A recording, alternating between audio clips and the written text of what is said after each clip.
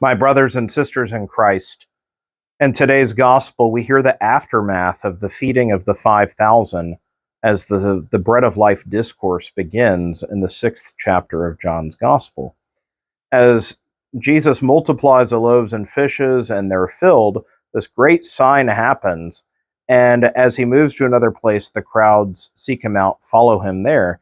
And we hear today that he warns them not to seek because of their bellies being filled, but to seek that which underlies the sign. And for that, he says to seek the one whom God has sent to follow him. In a sense, he's telling them that he is the gift itself, not just the bread that he gave them.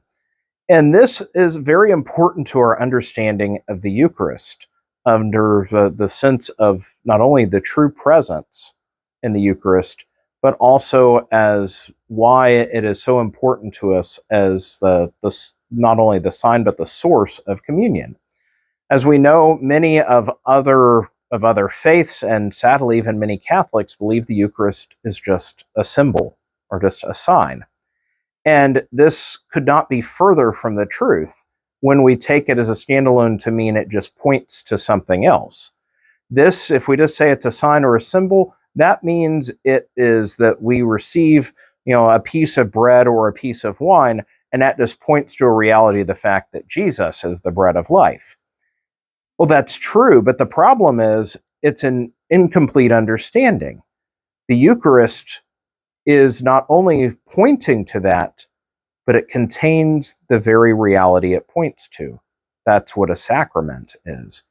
And so in this case, what Jesus is saying is, don't just look at the gift I gave you, but let it draw you to an understanding that I am the gift. It is I that I am giving you.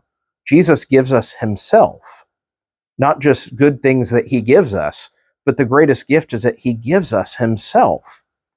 And so when you and I receive Holy Communion, we are not just receiving bread or wine. We are not just receiving a sign that reminds us of the gift that Jesus gives us or that he gives us himself, but we receive Jesus himself under the appearance of bread and wine. For we know that even under that big word we use, transubstantiation, the bread does not cease to have the characteristics of bread. The wine does not cease to have the characteristics of wine, but it becomes something greater. It becomes the body and blood, soul and divinity of Jesus himself given to us. And so every time we receive Holy Communion, we receive the generous outpouring of Jesus himself to us, that we might be made one in him, that we might literally, as he says today, receive the one whom God has sent. This is a profound gift, and to make it anything less is to miss the boat completely. Jesus in today's gospel is not wanting them to not care about the loaves and fishes being multiplied, but what he wants them to do is see beyond what their eyes and their bellies tell them, and to know the true gift that he's offering them.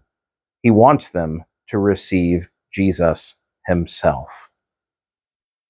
My brothers and sisters in Christ, there is no greater gift in heaven and earth than the fact that you and I are able to receive the body and blood, soul and divinity, not just in our mouths, but in our hearts and our souls, that we receive Jesus himself given to us to eat, to be joined in communion with him and with one another, to have the very life of God within us.